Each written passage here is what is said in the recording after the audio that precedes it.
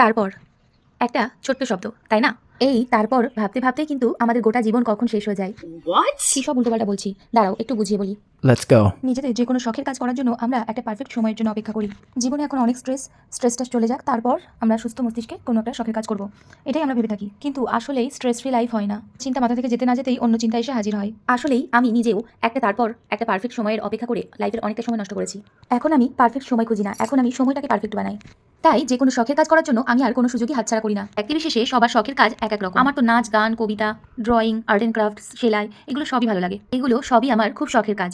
নিজের daily routine ছাড়াও যখন আমি এগুলো করি তখন মনটা অনেক ভালো হয়। এখন আমি সংসারে অনেক ব্যস্ত, পরে হয়তো অনেক সময় সুযোগ পাবো এগুলো করার, কিন্তু তখন হয়তো আমার আর মনের ইচ্ছাটাই থাকবে না। সেই জন্য তোমাদেরকেও বলছি, মনের ইচ্ছাটাকে তারপর এই অজুহাতটা না দিয়ে সত্যি কিছু করার ইচ্ছা থাকলে করতে থাকো, কারণ জীবন বয়ে যাচ্ছে।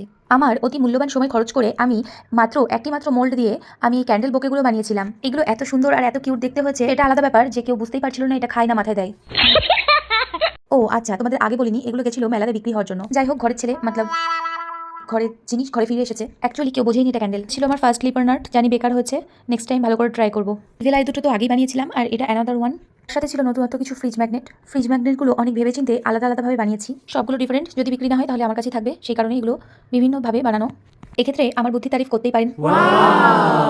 তবে কাঁচা হাতের কাজ কেমন হয়েছে বলে আমাকে লজ্জিত করবেন না। টাটা।